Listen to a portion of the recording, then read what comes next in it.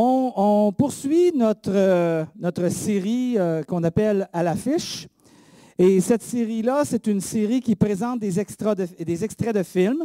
Et le but de ces extraits de films-là qui nous sont présentés, finalement, c'est nous aider à regarder les principes, les valeurs qui pourraient sortir de ça, nous aider à apprendre sur la vie en général, sur notre vie personnelle, ou bien sûr sur l'amour que Dieu a pour chacun d'entre nous. C'est un peu l'idée de ces extraits de films de la série « À l'affiche ».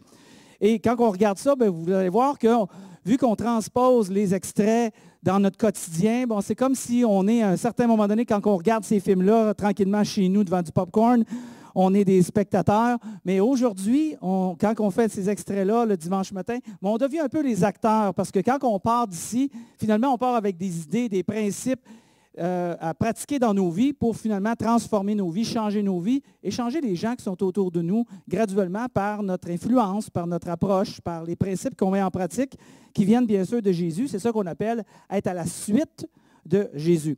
Alors aujourd'hui, on va vous présenter l'homme bicentenaire et on va parler aujourd'hui d'une vie libre et responsable. Une vie libre et responsable. De voir dans l'extrait qu'on va vous présenter, d'un extrait de 5 minutes, le film nous raconte l'histoire d'un robot qui est un robot, on va commencer comme ça, un robot domestique qui s'appelle Andrew, qui a été acquis par une famille dans une époque très futuriste, bien sûr. Et ce robot-là a été conçu de façon à effectuer les tâches ménagères pénibles qui sont à ce moment-là laissés à autre personne que la famille directement. Alors, ceux et celles qui voudraient avoir un robot comme ça, on va en vendre à la fin pour vos usages personnels de ménage, d'entretien. Et nos robots à nous gardent les enfants aussi, si vous avez besoin de ça, ou les petits-enfants. C'est un peu plus cher, ce genre de robot-là, quand il y a les enfants en ligne de compte. Alors, on va parler d'une vie libre et responsable. Comment vivre librement sans détruire autour de soi. Vous allez voir, c'est très intéressant. Alors, le film, comme je vous dis, raconte ce robot-là. Puis, à un moment donné, ce robot-là, il est doté d'un esprit d'analyse qui a été modifié, mais par accident durant le temps de la production de ce robot-là. Alors, on va voir le robot qui est capable de montrer de la créativité. Puis, il va avoir des buts, il va avoir des objectifs à atteindre, et ça va même au-delà de ses apprentissages pour qu'à un moment donné, son désir est de devenir complètement humain et de vivre l'expérience humaine à tout point de vue. Ça, c'est l'histoire du film. L'extrait que nous, on va vous montrer, qui dure 5 minutes, Andrew, le robot, est au service de la famille depuis de nombreuses années maintenant, et il cherche à obtenir sa liberté. Alors, il va comprendre rapidement dans le petit extrait que la liberté vient avec des droits, mais aussi avec des responsabilités. Le robot Andrew demande comment obtenir sa liberté. Comment obtenir sa liberté? Petite fille qui est la dame qui discute avec sur le bord de la plage, qui l'appelle petite fille, croit que Andrew ne veut plus faire partie de la famille parce qu'il demande sa liberté. Elle raisonne sur l'idée de qu'est-ce que la liberté et que la liberté n'est simplement que de rester ou de partir. Dans le fond, Andrew, le robot, tout ce qu'il veut, c'est être déclaré libre. Il dit simplement la forme qui va changer, mais il dit, je veux rester, je ne veux pas nécessairement partir. Et il explique en disant, cette idée-là doit être quand même assez importante, de façon à ce que beaucoup de gens sont morts au nom de la liberté pour gagner cette liberté-là. Qu'est-ce que la liberté? Tellement de définitions qu'on pourrait donner sur qu'est-ce que la liberté. Je suis arrivé avec cette définition-là. La liberté est la possibilité de pouvoir agir sans contrainte, selon l'exercice de sa propre volonté, dans la mesure où l'on ne porte pas atteinte aux droits des autres. C'est une définition de la liberté. Et c'est un peu ce que Andrew il veut. Jusqu'à présent, Andrew le robot fonctionnait pour répondre aux besoins de son maître, mais sans la possibilité d'exercer sa propre volonté. Mais là, il voudrait être capable d'exercer sa propre volonté. On dit souvent que la liberté des uns s'achève là où celle des autres commence. Hein? On a souvent entendu ça. La liberté des uns s'achève à partir du moment que là où la liberté des autres commence. Et c'est là l'idée de ne pas porter atteinte aux droits des autres. Je regardais selon la charte des droits et libertés de la personne du Québec. Je ne sais pas si vous avez déjà pris le temps de lire ça, un document fort intéressant à discuter un bon vendredi soir avec du popcorn, la charte des droits et libertés de la personne. Je ne suis pas certain, mais quand même. Et cette charte-là nous donne le droit, mentionne que le droit à la liberté nous permet, entre autres, d'agir, et je cite, et de prendre les décisions fondamentales qui nous concernent sans subir de pression extérieure. Alors, c'est cette idée-là d'être sa propre volonté, mais sans atteinte plutôt aux droits des autres personnes qui sont autour de nous. Alors, dans l'idée, très important, dans l'idée de la liberté, il y a ce concept-là de faire attention que notre liberté de chacun pour soi soit de façon à tenir compte des gens qui sont autour de nous. Vous allez voir, c'est un élément très important pour le restant de la conversation, la discussion de ce matin. Attention de ne pas définir la liberté que seulement en relation de soi-même, sans tenir compte de la liberté des autres. Et bien souvent, cette liberté ou cette dite liberté que chaque être humain veut vivre n'est pas en considération de la liberté des autres. Et c'est ce qui fait énormément la différence dans les propos que Jésus nous a laissés ou que le chrétien s'efforce de pratiquer, d'apprendre et de pratiquer dans sa vie. De considérer la liberté des autres. On va aller immédiatement dans le passage qu'on retrouve dans une lettre que Paul, qui se trouvait à être un apôtre qui a été appelé par la suite, après que Jésus a été revenu à la vie, il a appelé un homme pour un travail particulier. Cet homme-là était Paul. Et Paul a commencé à faire son travail missionnaire et il a commencé à écrire des lettres à différentes églises pour leur communiquer les informations que lui avait reçues de Jésus pour être capable de fonctionner et de comprendre les principes, les valeurs, les attributs de Dieu et d'apprendre à vivre comme Jésus avait vécu le temps qui avait été les 33 ans sur cette terre. Alors, une des lettres qu'il a écrites était une lettre à l'église de Galate. Le livre de Galate qui est aujourd'hui ce qu'on appelle la Turquie. Je pense qu'on peut se situer sur une map un peu plus quand on prend l'idée de où est situé, c'était en Turquie. Alors, Paul écrit cette lettre dans le livre de Galates. Il dit, « Il est clair que Dieu vous a appelé à une vie libre. » Je pense que c'est important déjà d'arrêter une seconde là, puis de réfléchir. Il est clair. Paul écrit à l'église de Galate en Turquie. Des gens qui sont comme nous, rassemblés dans le même ou type d'environnement ou similaire.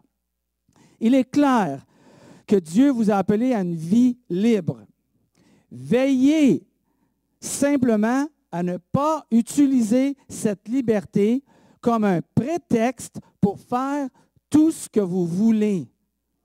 C'est vraiment le verset, le passage clé que l'apôtre Paul écrit ici à l'Église. Veillez, faites un effort, travaillez. Donc, ce n'est pas quelque chose qui va venir naturellement ou spontanément. Veillez simplement à ne pas utiliser cette liberté que tous espèrent et qu'on veut tous avoir, cette liberté-là, comme un prétexte pour faire tout ce qu'on veut. Alors, ce qu'il nous dit ici, c'est qu'on a reçu à tous cette liberté. C'est facile de comprendre l'idée de la liberté quand on vit dans le Canada, quand on vit dans le Québec et qu'on a une immense liberté de toutes choses. Le droit, la Charte des droits et libertés, quand on lit ça, on a le droit à tellement, à tellement.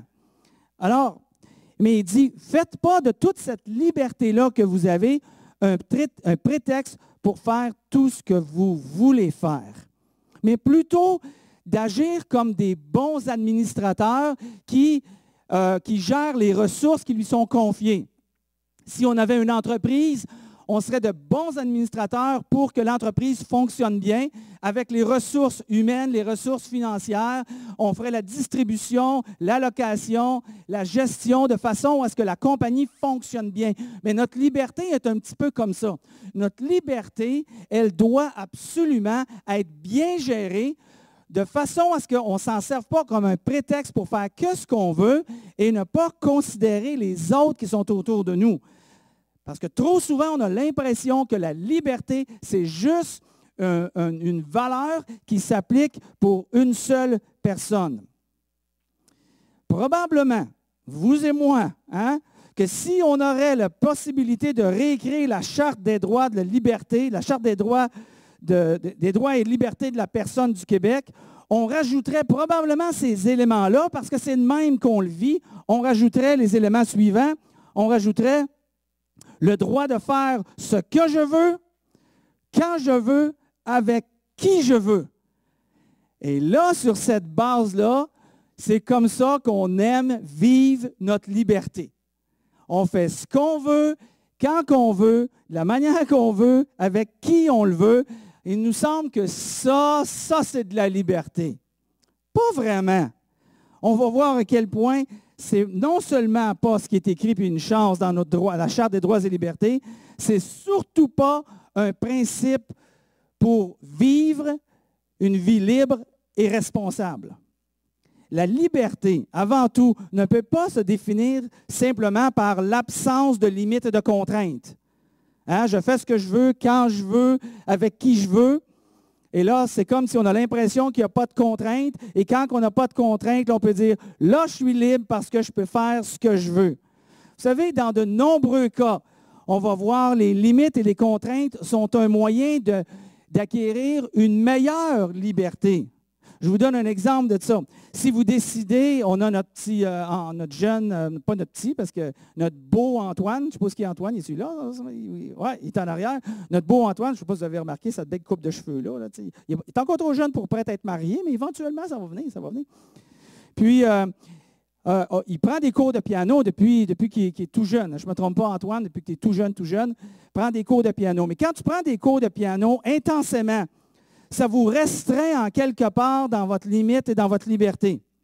Tu ne peux pas nécessairement dire « Ah, ben tant pis pour le piano, je ne pratique pas, je ne m'applique pas, puis je m'en vais jouer avec mes amis, je m'en vais jouer dehors, je m'en vais faire autre activité », en espérant qu'au bout de la ligne, tu vas faire partie de l'Orchestre symphonique de Montréal ou de Joliette. Là. Ça ne fonctionne pas comme ça. En quelque part, tu choisis des contraintes, tu choisis ta liberté, même si elle a des contraintes, même si elle a des empêchements.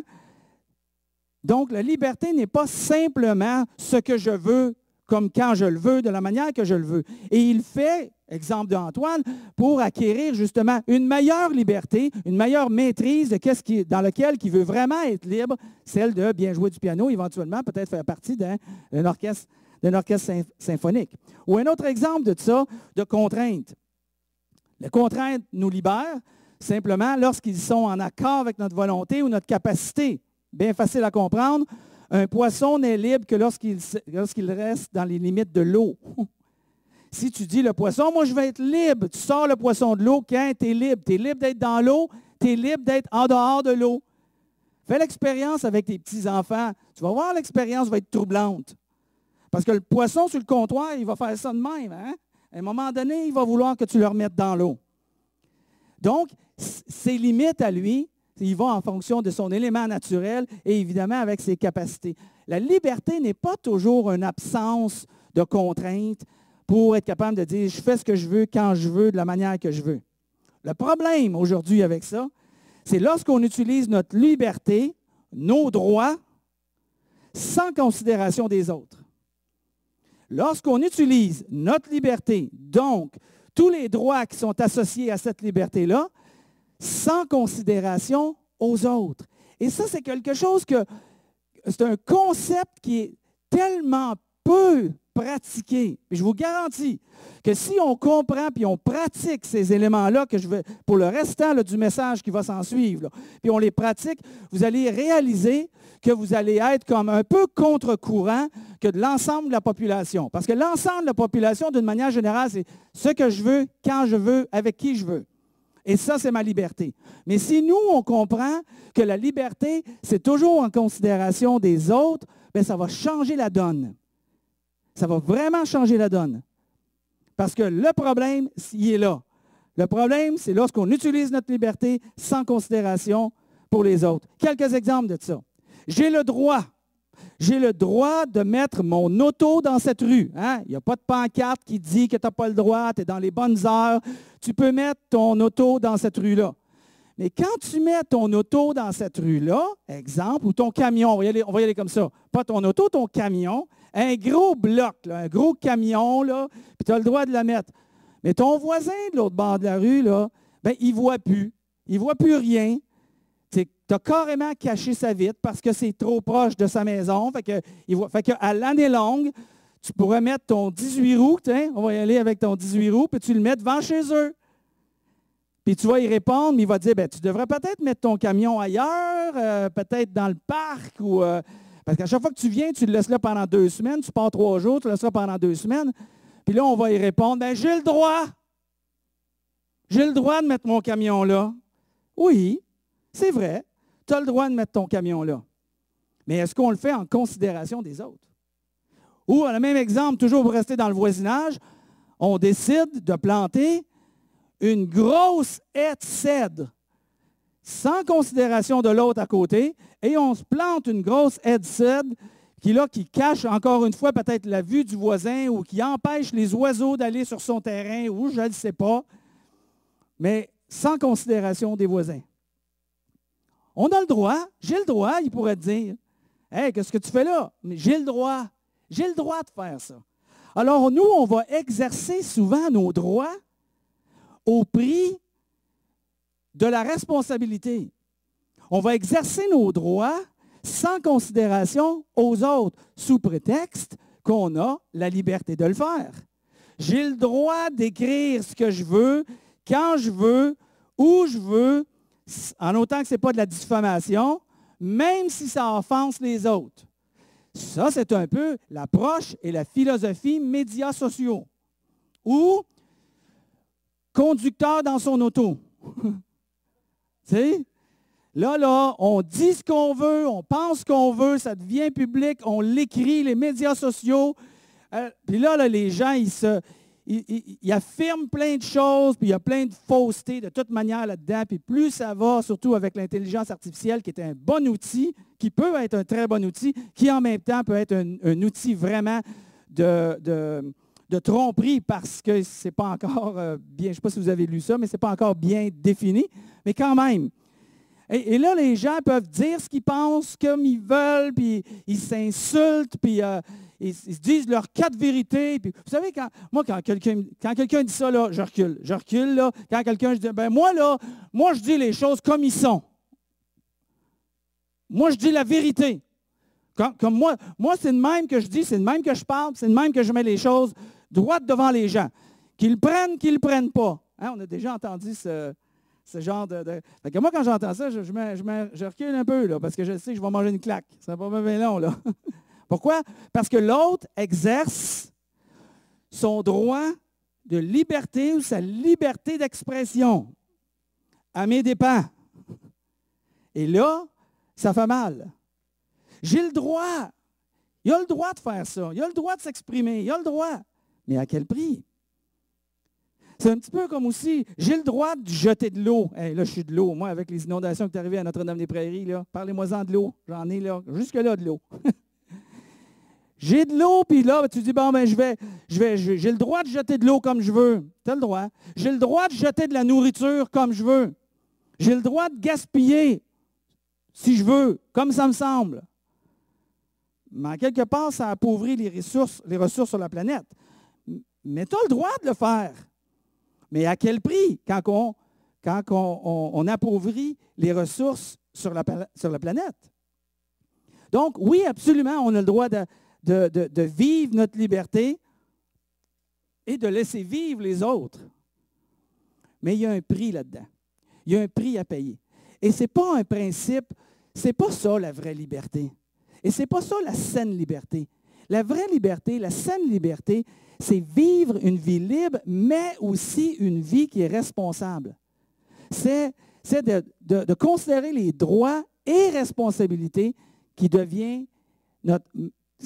doivent marcher ensemble.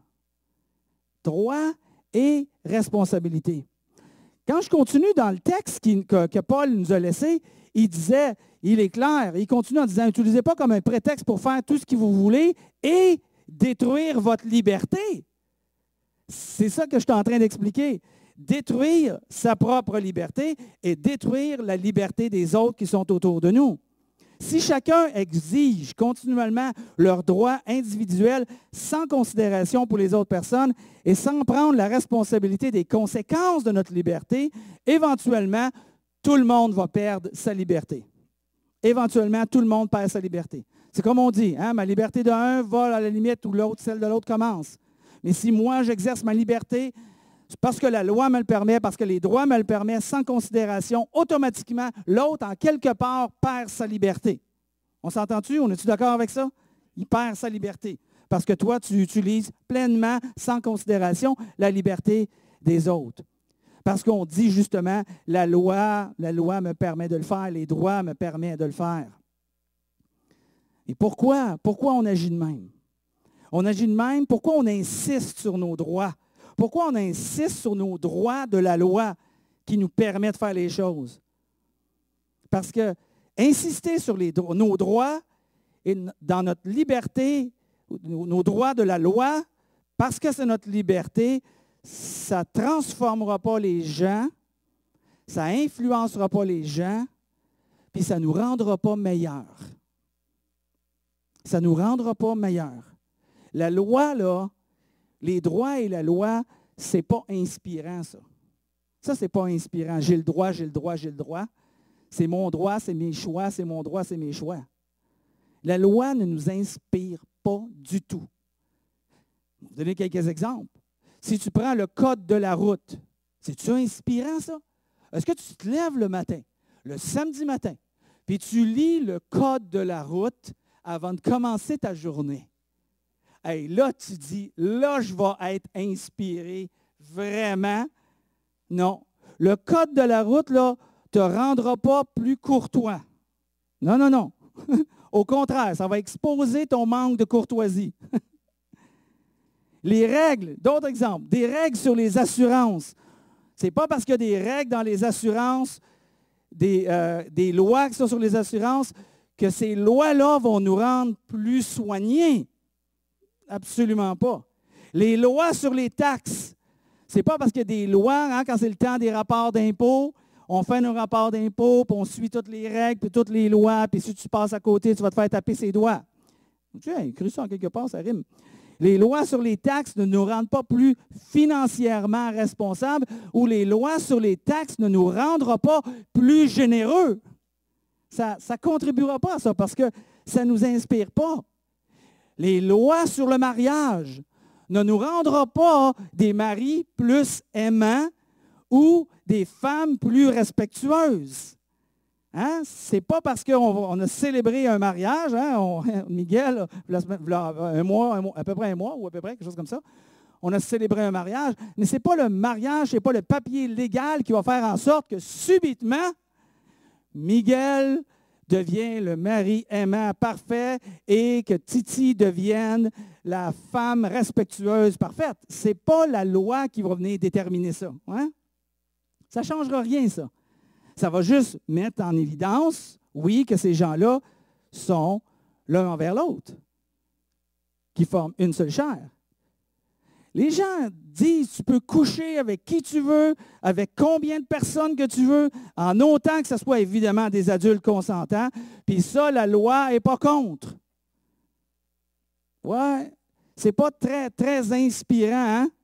Parce que la loi te le permet pour la fidélité ou la moralité. N'est-ce pas? Alors, mes droits individuels ne sont pas seulement à propos de moi, mes droits, ma liberté, mais mes droits individuels sont aussi là pour protéger les droits des autres.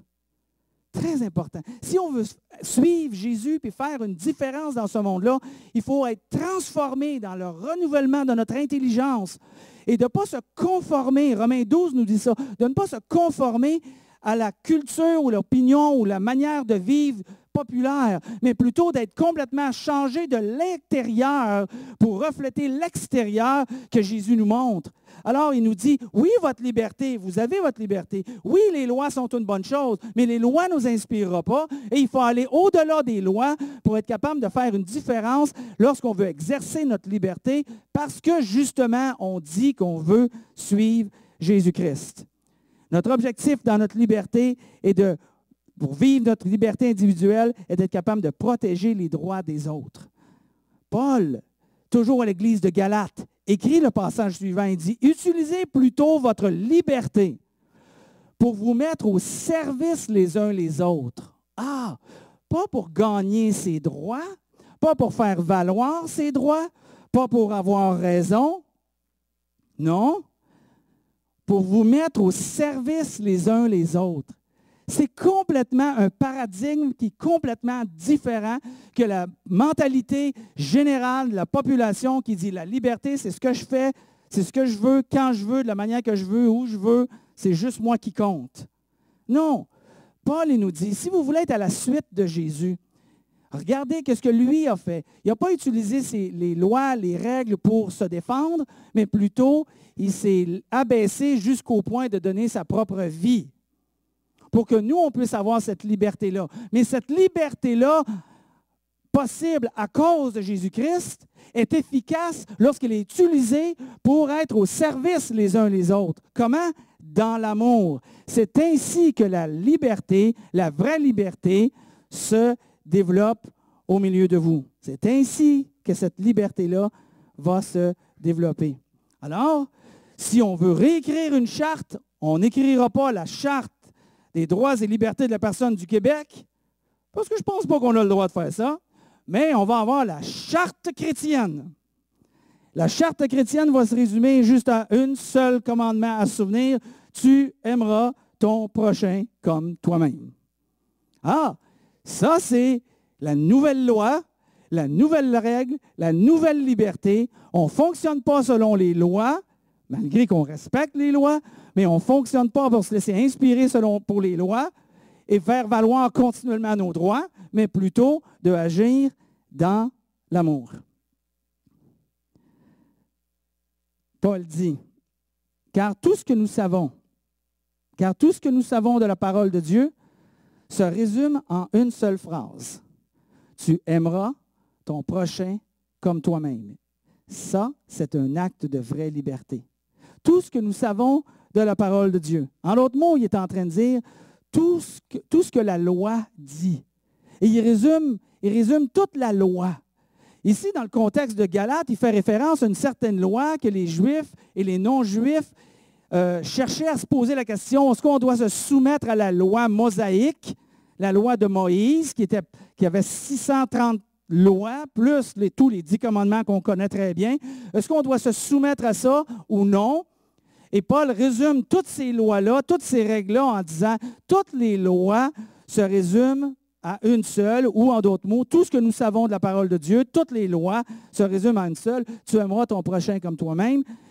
Et j'aimerais appliquer justement ce principe-là aujourd'hui, même si on n'est pas sous la loi mosaïque, mais juste dans la loi, dans les différentes lois et les droits qu'on a aujourd'hui. Tout se résume, toute cette fonctionnalité-là de comment on fonctionne les uns envers les autres en fonction de nos droits, doit être filtré par la charte chrétienne. Tu aimeras ton prochain comme toi-même.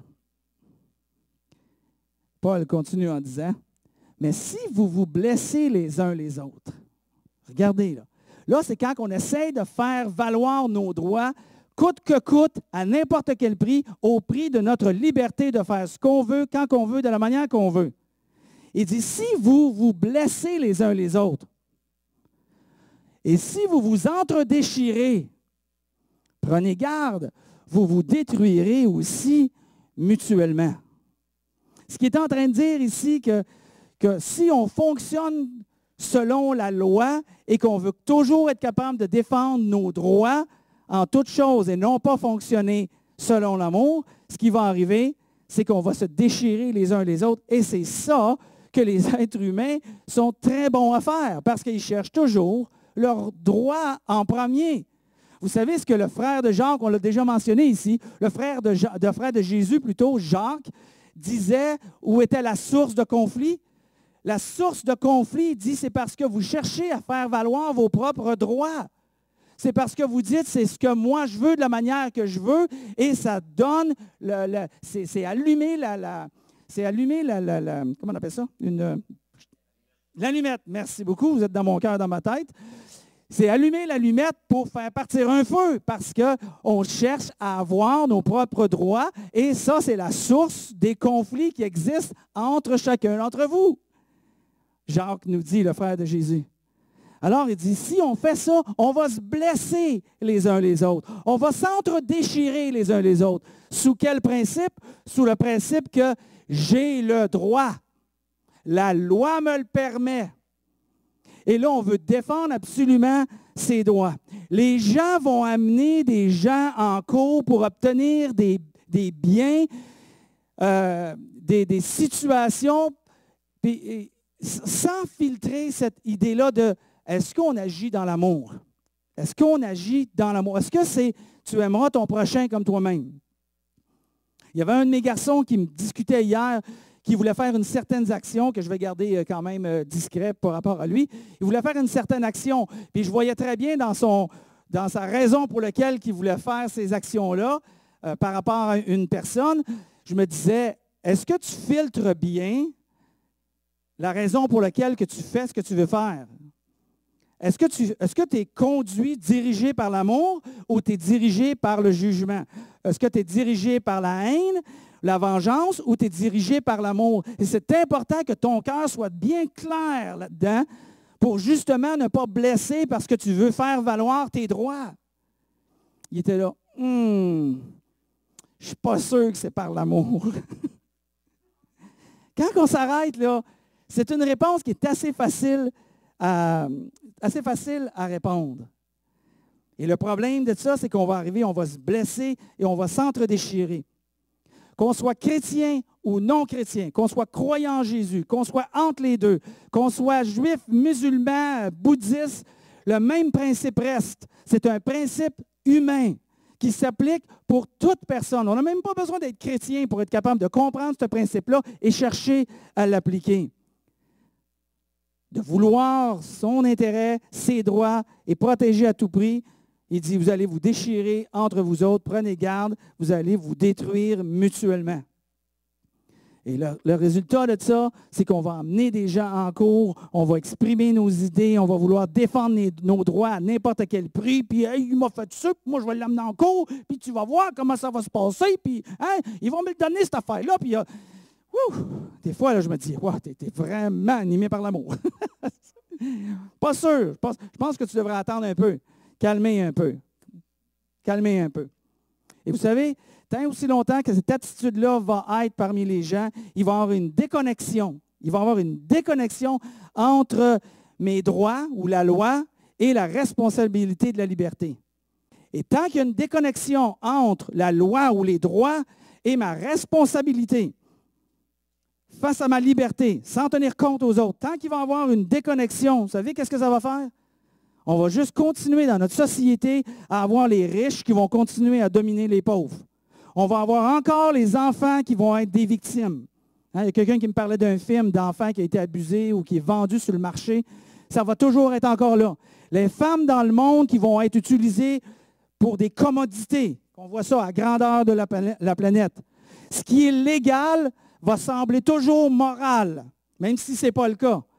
Le monde va chercher un moyen de contourner la loi sans la briser pour obtenir leurs droits au prix de la liberté des autres. C'est quoi la solution à ça?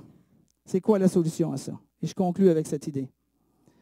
Paul, il dit, regardez la solution. Mon conseil est le suivant, qui dit. Mon conseil est le suivant. Et Paul dit à d'autres endroits, je crois que j'ai l'Esprit de Dieu, donc je parle selon la pensée de Dieu. Alors il dit, mon conseil est le suivant. Vivez librement, animés et motivés par l'Esprit de Dieu. Animés et motivés par l'Esprit de Dieu. Ainsi, vous ne nourrirez pas les désirs de l'égoïsme. Parce que c'est ça que ça se rapporte. On en arrive à cette conclusion-là quand on agit ainsi.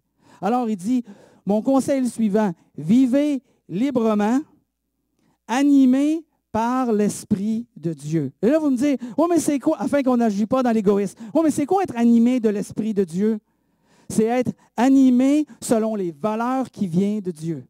Vous savez, quand quelqu'un décide de suivre, être à la suite de Jésus-Christ et de dire, moi, je veux suivre Jésus, je veux apprendre de lui, je veux être son étudiant, je veux être son apprenti, je veux être, un autre terme biblique qu'on retrouve, c'est je veux être son disciple. Il dit, celui qui veut être un disciple, celui qui veut être un étudiant de moi, qu'il me suive. Et lorsqu'on prend cette décision-là que j'ai prise à l'âge de 19 ans, ça fait une dizaine d'années à peu près, à l'âge de 19 ans, et là j'ai pris cette décision-là de suivre Jésus, et c'était une décision arrêtée, réfléchie. J'ai dit, oui, je veux suivre Jésus-Christ. Oui, je crois en lui. Oui, je sais qu'il a donné sa vie pour moi. Et sans lui, je suis encore couvert de toutes mes fautes. Mais lui, il m'a lavé de toutes mes fautes. Lui qui n'a jamais fait de mal. Il m'a pris toutes mes fautes, toutes mes erreurs. Et il y a eu un jugement qui est arrivé. Mais au lieu que le jugement tombe sur lui, sur moi, le jugement est tombé sur lui. Et lui a été crucifié. Et lui, il est mort à ma place. Donc, j'ai plus de jugement qui tombe sur mes épaules parce que le jugement a été pris à cause de Jésus-Christ. Mais la beauté de ça, c'est que Jésus, au bout de 3 jours, il est revenu à la vie. Il est venu démontrer qu'il était le Fils de Dieu. Et il dit la même chose pour moi.